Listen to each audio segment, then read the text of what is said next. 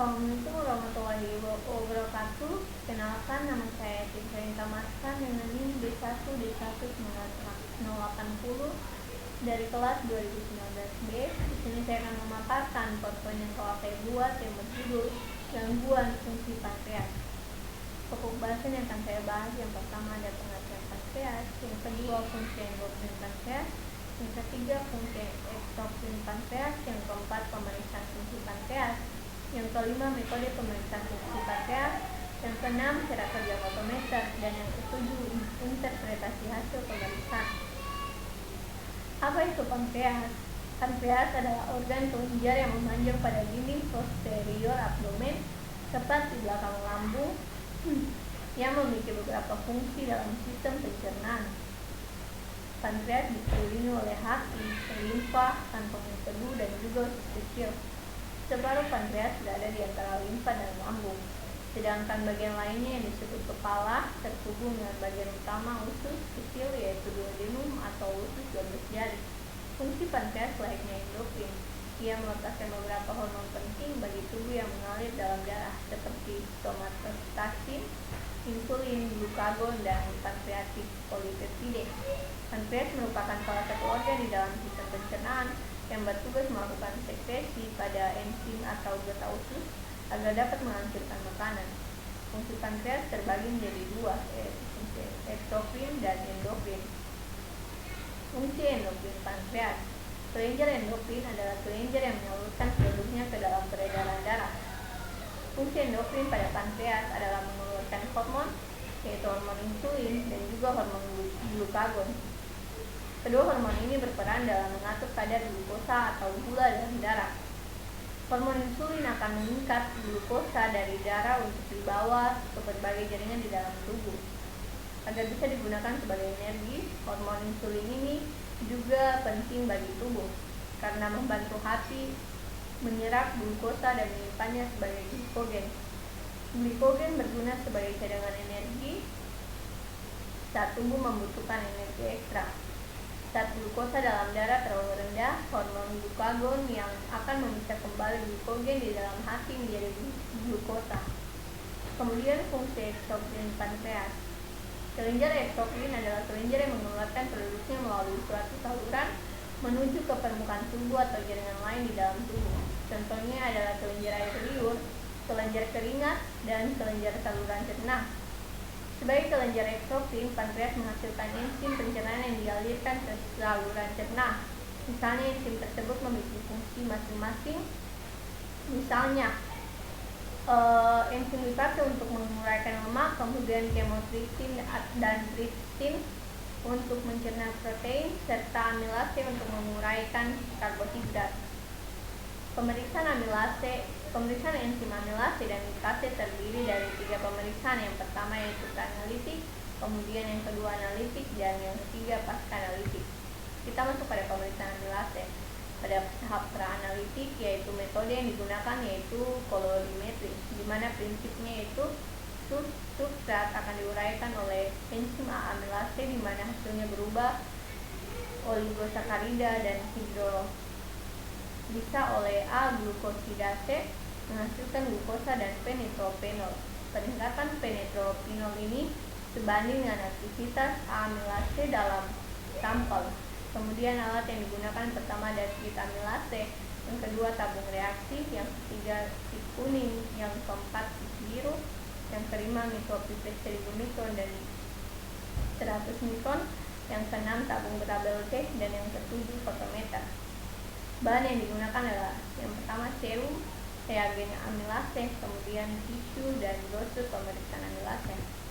Kita masuk pada tahap analitik amilase, di mana prosedur kerjanya itu menyalakan instrumen fotometer terlebih dahulu, kemudian dipipet 1000 mikroliter reagen amilase dan dimasukkan ke dalam tabung berlabel T. Kemudian dipipet lagi 20 mikroliter serum dan dimasukkan ke dalam tabung, kemudian dihomogenkan. Setelah itu, sampel dimasukkan ke dalam instrumen melalui selang. Kemudian dibaca pada alat fotometer, maka alat akan membaca hasil secara otomatis. Setelah itu ditunggu beberapa menit sampai pemeriksaan selesai. Kemudian pasca analitik amilase, nilai rujukan di sini adalah 30 sampai 100 mikroliter.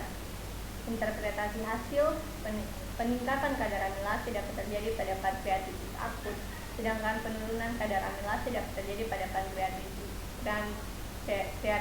akut yang sudah pulih, hepatitis sirosis hati, atau keracunan kehamilan.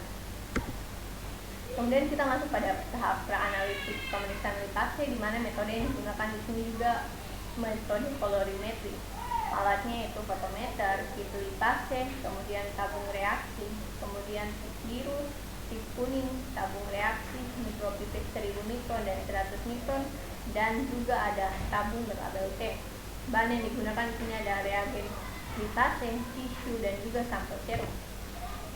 Nah, tahap analitik lipase, prosedur kerjanya yang pertama dinyalakan instrumen fotometer, kemudian dipipet 1000 mikroliter reagen dan dimasukkan ke dalam tabung reaksi. Dipipet juga 50 mikroliter sampel, kemudian dihomogenkan. Setelah itu, sampel dimasukkan ke dalam instrumen melalui selang. Kemudian dibaca pada alat fotometer, maka alat akan membaca hasil secara otomatis. Kemudian pasca analitik lipase. Nilai rujukan dari lipase adalah 10 sampai 140 mikroliter. Interpretasi hasilnya yaitu peningkatan kadar lipase dapat terjadi pada pankreatitis, obstruksi saluran pankreas, kolestasis akut, sirosis, penyakit ginjal yang parah, dan penyakit radang usus. Lipase dapat meningkat ketika kadar amilase dalam keadaan normal.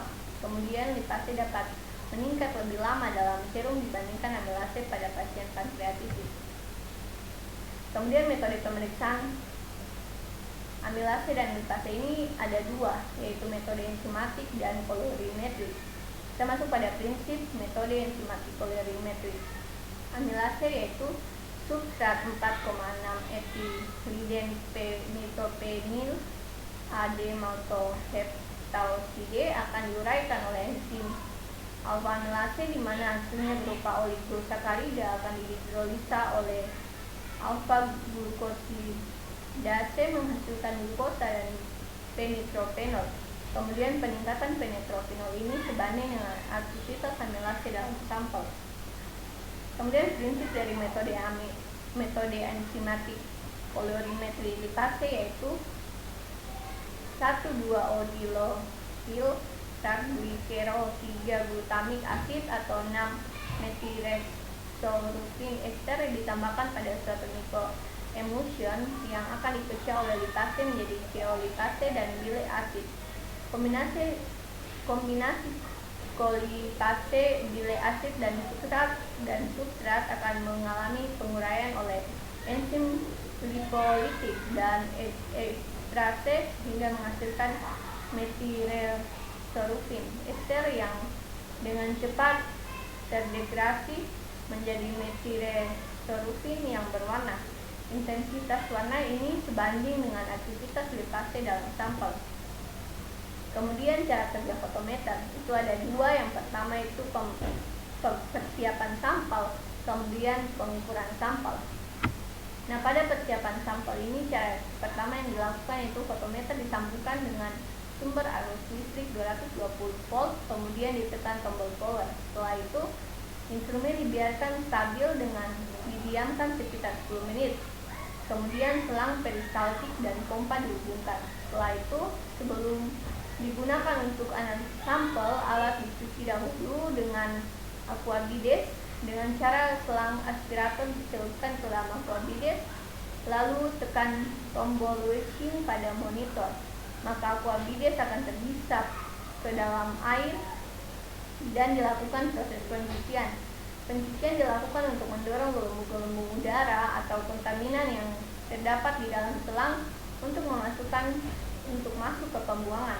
Nah, pencucian ini dilakukan selama 10 kali. Kemudian pengukuran sampel yang pertama yaitu sampel di inkubator selama 5-10 menit. Kemudian diukur blanko, sampel, dan juga standar. Setelah itu dilakukan setup pada suhu pipet. Kemudian blanko akan dihisap dan dianalisis hingga keluar struk data.